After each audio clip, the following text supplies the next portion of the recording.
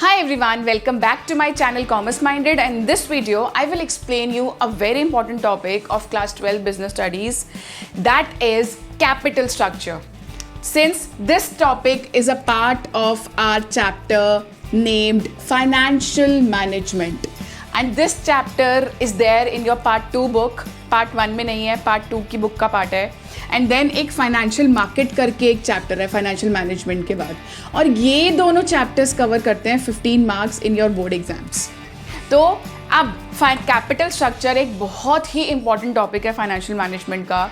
इसमें हमारे financial leverage जैसे टॉपिक कवर होते हैं, ट्रेडिंग ऑन इक्विटी कवर होता है जिसमें हमारा प्रैक्टिकल पोर्शन है. तो पूरे बिजनेस स्टडीज़ में ले देकर एक आधा टॉपिक है जिसमें प्रैक्टिकल है. तो ये टॉपिक कैपिटल स्ट्रक्चर एक ऐसा टॉपिक है जिसमें आपके प्रैक्टिकल्स इन्वॉल्व है.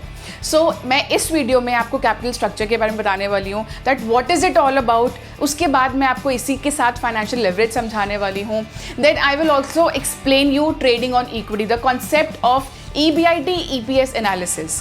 अभी आपको सब कुछ ऊपर से जा रहा होगा, आपको समझने के लिए you have to watch my video till the and.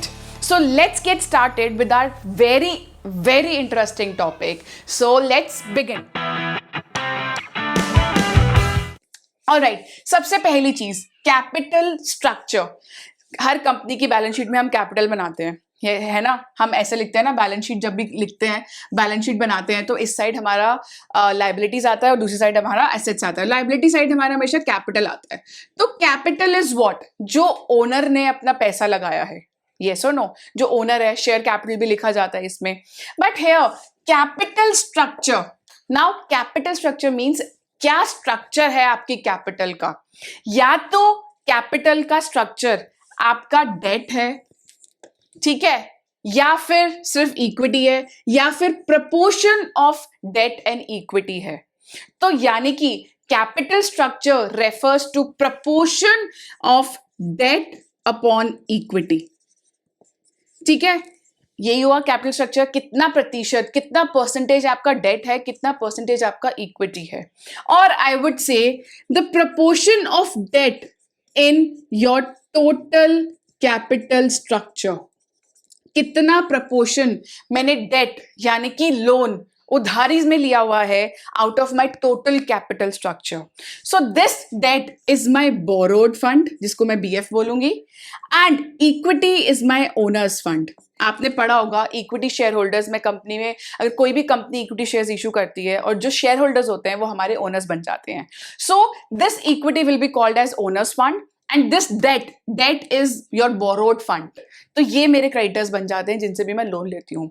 So I would say capital structure is the proportion of borrowed fund and owners fund. तो मेरा पूरा कैपिटल स्ट्रक्चर या तो उधारी का लिया हुआ पैसा होगा या फिर मेरा खुद का लगाया हुआ पैसा होगा. That is what capital structure is says. Very simple. Now next thing arise.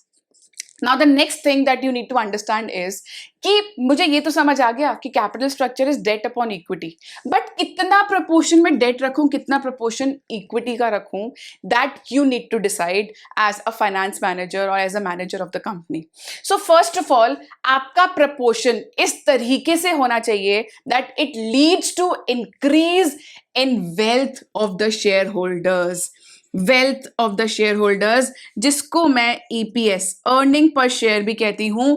अभी आपको ये कॉन्सेप्ट नहीं समझ आएगा क्योंकि मैं यही अब आगे नेक्स्ट टॉपिक में आपको समझाने वाली हूं. ठीक है, ऐसा प्रपोर्शन हो डेट और इक्विटी का जिससे कि हमारे शेयर होल्डर्स खुश हो जाए, उनकी वेल्थ इंक्रीज हो जाए. That is the main objective of our company. हमने पढ़ा हुआ है, ये टॉपिक ऑलरेडी पढ़ा हुआ है हमने. ठीक है, now this is what capital structure is proportion of debt upon equity. अब मैंने बोला कि proportion of debt in total capital structure, debt upon debt plus equity. तो यहां पे मेरा कितना परसेंट डेट है in my total capital structure. अब मैं इस कॉन्सेप्ट को फाइनेंशियल लेवरेज भी बोलूंगी. Y will I say this as financial leverage? Because the leverage I am getting in order to employ debt in my company. तो financial leverage का formula भी ये हो गया, debt upon debt plus equity, कि मैंने अपनी कंपनी में कितना पोर्शन, कितना बेनिफिट मिल रहा है मेरी कंपनी को अगर मैं डेट एम्प्लॉय कर रही हूँ, बोरोड फंड मैं अपनी कंपनी में ले रही हूँ, तो तभी इसको फाइनेंशियल लेवरेज कहा जाता है। The leverage the company is getting in order to employ more of debt in the company. Now अब घूम फिर के फिर से वही क्वेश्चन आ गया कि कितना पोर्शन डेट, कितना पोर्शन इक्विटी। अब इसके लिए you need to understand, I will explain you the comparison between owners fund and borrowed fund.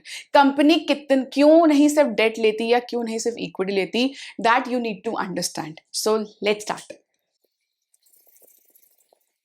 Okay, let's start. सबसे पहली चीज मैंने आपको बताया, capital structure is the proportion of debt and equity. अब आप डिसाइड करोगे कि आप कंपैरिजन में कि कितना प्रतिशत डेट या कितना पोर्शन आप इक्विटी ले सकते हो। सो first of all I will comparing both the funds. सबसे पहली चीज मैं कॉस्ट की बात करूंगी। मेरा कॉस्ट ऑफ डेट हमेशा लो रहता है as compared to cost of equity. Why? Because the risk in borrowing fund is high as compared to risk in equity shareholders. I'll tell you why. सबसे पहली चीज, रिस्क क्यों ज्यादा है? Why? Because company से, मैं किसी भी बैंक से अगर मैं लोन लेती हूँ, I have to deposit a security, मेरे को एज कोलैटरल कुछ देना पड़ता है या फिर मुझे कुछ गिरवी रखना पड़ता है एसेट, और इन केस और मैंडेटरली मुझे इंटरेस्ट पे करना पड़ता है ईयरली बेसिस पे, चाहे मेरी कंपनी में प्रॉफिट्स हो रहे हैं या मैं लॉसेज इनकर कर रही हूँ। तो यहाँ पे अगर मैं बहुत ज़्यादा डेट ले लेती हूँ, बहुत ज़्यादा बोरोड फंड ले लेती हूँ कहीं से भी, किसी भी बैंक से, और मेरे प्रॉफिट्स इतने नहीं कमाए, मैं इतना कमा नहीं पा रही हूँ कि मैं उन डेट को बेयर कर पाऊँ, तो उस केस में मेरे पास आ जाता है मेरा एक risk that is known as financial risk. क्यों? अगर मैं प्रॉफिट नहीं कमाऊंगी, ऑफ कोर्स मेरे लॉसेज होंगे, तो मैं पेयर कैसे करूंगी अपना डेट? मैं लोन कैसे पे करूंगी? मैं अपना प्रिंसिपल अमाउंट प्लस इंटरेस्ट कैसे पे करूंगी? तो मेरी कंपनी डूब जाएगी। तो यहाँ पे आ जाता है हाई रिस्क। और यहाँ पे मैं लो रिस्क क्यों बोलती हूँ? लो रिस्क इसलिए बोलती हूँ क्योंकि इक्विटी शेयर होल्डर्स को डिविडेंड पे आउट करना is not mandatory for the company. Company कभी कभी रिटेन कर लेती है अपने प्रॉफिट्स, नेक्स्ट ईयर या उसके नेक्स्ट ईयर डिविडेंड्स दे सकती है इक्विटी शेयर होल्डर्स को, तभी यहाँ पे रिस्क कम होता है और यहाँ पे रिस्क ज्यादा होता है। बट अगर आप सोचो कि यहाँ पे रिस्क कम है, तो एक काम करते हैं, आज की डेट में 10 इक्विटी शेयर होल्डर्स है, 10 लाख की और इक्विटी इशू कर देते हैं, हमारे पास 10 लाख भी आ जाएंगे और 20 शेयर होल्डर्स और आ जाएंगे। तो इस केस में मेरे पास पहले 10 थे, अब 20 और आ गए, तो टोटल मेरे पास 30 इक्विटी शेयर होल्डर्स हो गए। तो मेरा जो प्रॉफिट पहले 10 लोगों में बट रहा था, अब 30 लोगों में बट रहा है। तो नाउ यहाँ पे मेरे पास आ जाएगा प्रॉफिटेबिलिटी रिस्क।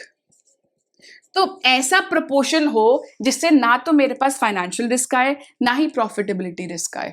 और यहाँ पे कॉस्ट ऑफ इक्विटी हमेशा हाई रहती है, क्योंकि मेरे को प्रोस्पेक्टस इशू करना पड़ता है, पब्लिक को एडवर्टाइजमेंट देनी पड़ती है, इतनी कॉस्ट लगती है, फ्लोटेशन कॉस्ट मेरी इतनी लगती है, इसलिए कहा जाता है cost of equity is high as compared to cost of debt. तो यहाँ पे मुझे ऐसा प्रपोर्शन रखना चाहिए कि जिससे कि मुझे बहुत ज्यादा लॉसेस भी ना हो और बहुत ज्यादा मेरे को बहुत डेट भी ना देना पड़े, और ऐसा भी ना हो कि मैं बहुत ज्यादा इक्विटी शेयर होल्डर्स रख लूं और बहुत ज्यादा मैं प्रॉफिट दे रही हूँ, बांट रही हूँ सबको। So my proportion should be in such a way that it leads to increase in the shareholders wealth. बस ये चीज याद रखना, और अपने, दिस इज अ की word, the wealth of the share holders, अपने बोर्ड एग्जाम में लिख कर आना।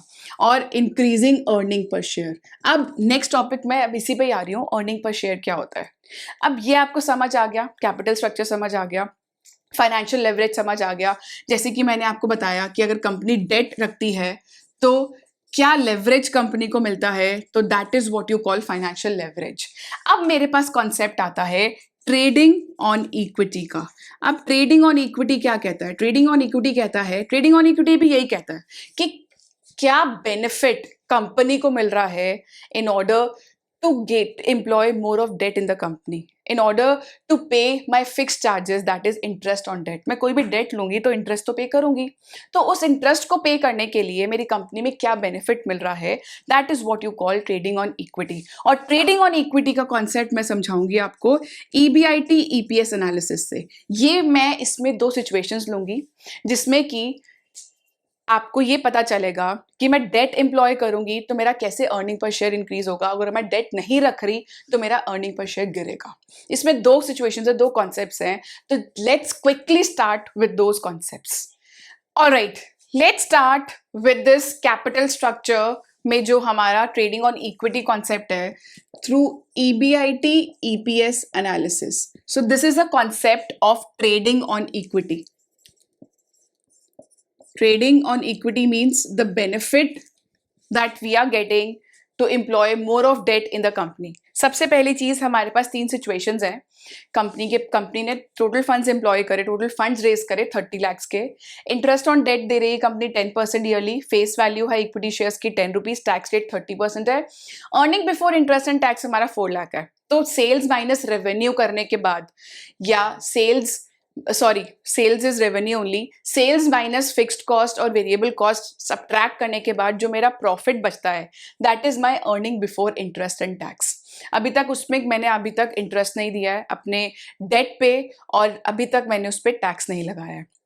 तो उसको लगाने के बाद क्या सिचुएशन बनती है, that we will discuss here. सबसे पहली चीज, सिचुएशन 1 में कंपनी ने डेट नहीं लिया हुआ, दूसरी सिचुएशन में 10 लाख का डेट है, 30 लाख में से 20 लाख का इक्विटी हो गया। देन थर्ड सिचुएशन में 20 लाख का डेट है और 10 लाख का इक्विटी है। सबसे पहली चीज EBIT तीनों के केस में 4 लाख होगी, 4 लाख 4 लाख 4 लाख, ठीक है, माइनस इंटरेस्ट ऑन डेट। अब पहली सिचुएशन में तो डेट ही नहीं है तो ऑब्वियसली यहाँ पे निल हो जाएगा। सेकेंड सिचुएशन में 10 लाख का मैंने लोन लिया हुआ है, तो 10% of 10 lakh is what, 1 lakh. Okay, then next 10% of 20 lakh is what, 2 lakh. क्यों? क्योंकि मैंने 2 लाख का लोन लिया हुआ है, ठीक है। अब EBIT माइनस इंटरेस्ट करोगे, मेरा आएगा अर्निंग बिफोर टैक्स, 4 लाख का 4 लाख लगेगा, ये हो जाएगा मेरा 3 लाख, ये हो जाएगा मेरा 2 लाख।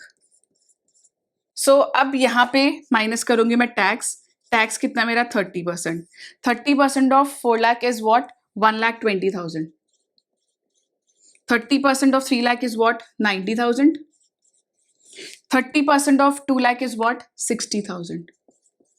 इनको मैंने ब्रैकेट में से लिखा है क्योंकि मैं सबट्रैक्ट कर रही हूँ। मेरा आ जाएगा अर्निंग आफ्टर टैक्स, मुझे यही चाहिए था।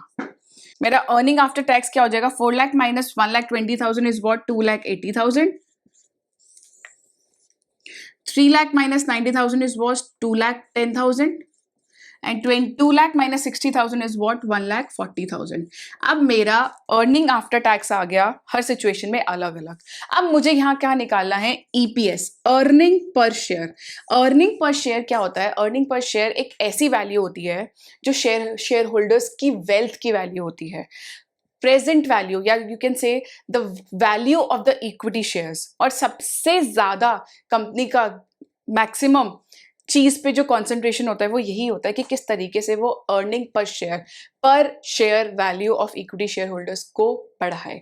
इसका फॉर्मूला हमारा होता है earning after tax upon number of equity shares in each case. हम देखेंगे अब सिचुएशन 1 में नंबर ऑफ इक्विटी शेयर्स कितने हैं, 30 लाख का है, 30 लाख की हमने क्या कर दिया, इक्विटी शेयर इशू कर दिया है, डिवाइड बाय 10 करेंगे तो मेरे नंबर ऑफ शेयर्स आ जाएंगे। तो 3 लाख के नंबर ऑफ शेयर्स मेरे यहाँ सिचुएशन 1 में है।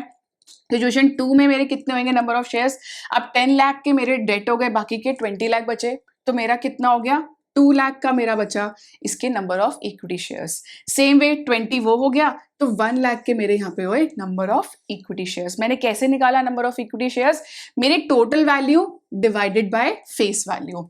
3 लाख, 30 लाख को मैंने 10 से डिवाइड करा तो मेरा कितना आया, 3 लाख। देन 20 लाख को मैंने 10 से डिवाइड करा 2 लाख, 10 लाख को करा तो 1 लाख।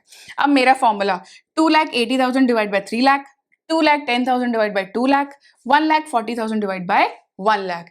तो अगर हम इन तीनों को सॉल्व करेंगे तो मेरा आंसर आएगा, यहाँ पे मेरा EPS आएगा 0.93, सिचुएशन 2 में आ रहा है मेरा 1.05, सिचुएशन 3 में मेरा EPS आ रहा है 1.40। अब आप देख रहे हो 0.93 हुआ, फिर 1.05 हुआ, 1.40 तक चला गया मेरा, तो मतलब मेरा EPS बढ़ रहा है। क्यों? जैसे कि मैं डेट एम्प्लॉय कर रही हूँ अपनी फर्म में, अपनी कंपनी में। तो यहाँ पे पहले नील था तो मेरा 0.93 आया। अब सिचुएशन 2 में मैंने 1 लाख का लोन ले लिया तो यहाँ पे मेरा बढ़ गया ईपीएस। अब 2 लाख का लोन ले लिया तो और बढ़ गया मेरा। तो यहाँ पे क्या मतलब है कि leverage, trading and EPS analysis ये कहता है कि मेरे को क्या बेनिफिट मिल रहा है, क्या लेवरेज मिल रहा है if I am employing debt in my company. That is the whole concept of trading on equity. Fixed financial charges से, फिक्स्ड फाइनेंशियल चार्जेस यहाँ पे क्या है, इंटरेस्ट ऑन डेट से मेरी कंपनी को क्या फायदा हो रहा है। बट आप ये नहीं कह सकते कि चलो भाई 2 लाख ले लिया, 5 लाख का ले लेंगे, 6 लाख का ले लेंगे, इतनी तो मेरी अर्निंग भी नहीं है जितना मैं लोन उठा के बैठ जाऊंगी। तो उस केस में मेरा ईपीएस घटता रहेगा। तो कहा जाता है कि जब तक मेरा ROI, in rate of investment, ज्यादा ना हो मेरे इंटरेस्ट ऑन डेट से, तब तक मेरा ईपीएस बढ़ता रहेगा। रेट ऑफ इन्वेस्टमेंट का फॉर्मूला होता है EBIT upon total capital employed into 100। तो total capital employed means debt plus equity, और EBIT मेरा क्वेश्चन में गिवन है। तो कभी कभी क्वेश्चन में ऐसा भी आता है कि ROI आपको गिवन होता है और कैपिटल एम्प्लॉयड दिया होता है, तो आपको पता ही नहीं चलता कि EBIT कैसे आएगा। तो EBIT हमारा इस तरीके से आएगा, कितनी मेरी अर्निंग हुई है out of my total capital employed is my return on investment only, into 100 मेरा आ गया ROI। तो अगर सपोज मेरा ROI 13% आ रहा है और इंटरेस्ट ऑन डेट मैं कितना दे रही हूँ 10%, तो इस केस में मेरा ROI बढ़ा है तो मेरा EPS बढ़ेगा ही बढ़ेगा। बट अगर मैं यहां से, अगर मैं अपनी अर्निंग हटा दूं, अगर मेरी अर्निंग ही 1-1 लाख है 4 लाख की बजाय, तो मेरा ऑफ कोर्स नीचे जाके मेरे लॉसेस में चली जाऊंगी, मेरा EPS घटता रहेगा। तो इस केस में मेरा जो ROI होगा वो मेरा इंटरेस्ट ऑन डेट से कम होएगा, तभी इस केस में मेरा क्या होगा, मेरा EPS घटता रहेगा। तो इसलिए तभी मैंने आपको बताया था कि कभी भी आप डेट ले रहे हो, लोन ले रहे हो, आपकी स्टेबिलिटी ऑफ अर्निंग जरूर होनी चाहिए, तभी आप लोन पे आउट कर पाओगे। अदरवाइज आपका EPS, अर्निंग पर शेयर, घटता रहेगा और आपकी कंपनी को लॉसेज होंगे, because you won't be able to pay off your debts on time. So that was the concept of capital structure. So in this video, we have studied about the concept of capital structure. We had studied about the concept of financial leverage. Then we had studied the concept of trading on equity कि किस तरीके से हमने 3 situations में देखा कि अगर मैं debt employ कर रही हूँ तो मेरी EPS बढ़ रही है, provided मेरा return on investment हमेशा ज़्यादा होना चाहिए interest on debt से। तो यहाँ पे अगर मैंने अगर 1-1 लाख कर दिया, तो अगर आप देखोगे मेरा रिटर्न ऑन इन्वेस्टमेंट आप निकालोगे, this is now you will do it. अगर EBIT मेरा 1 लाख है, अपॉन कैपिटल एम्प्लॉयड मेरा 30 लाख है, इनटू 100, तो मेरा कितना आ रहा है ROI, you have to tell me. अगर कम आ रहा होगा ROI मेरा इंटरेस्ट ऑन डेट से 10% से, तो मतलब मेरी कंपनी में EPS घट रहा है और मेरे लिए कोई फायदेमंद नहीं दे रहा डेट रखना। इसलिए 2 सिचुएशंस हैं यहाँ पे, डेट एम्प्लॉय कर रहे हो तो आपका EPS बढ़ रहा है, बट उस केस में ROI आपका हमेशा ज्यादा होना चाहिए इंटरेस्ट ऑन डेट से। ROI का फॉर्मूला याद रखना, बिकॉज केस स्टडीज में यही होता है, EBIT अपॉन कैपिटल एम्प्लॉयड। कभी कभी EBIT दिया ही नहीं होता, then you calculate through ROI। ठीक है ना? So that's all for this video. I hope आपको मेरी वीडियो पसंद आई हो। अगर और भी कुछ डाउट है, do let me no in the comment section. And मेरा एक टेलीग्राम का पेज है, उसका लिंक मैंने नीचे शेयर कर दिया है। कोई भी डाउट है, कुछ भी पूछना है, do let me know. I would love to help you all. Thank you guys.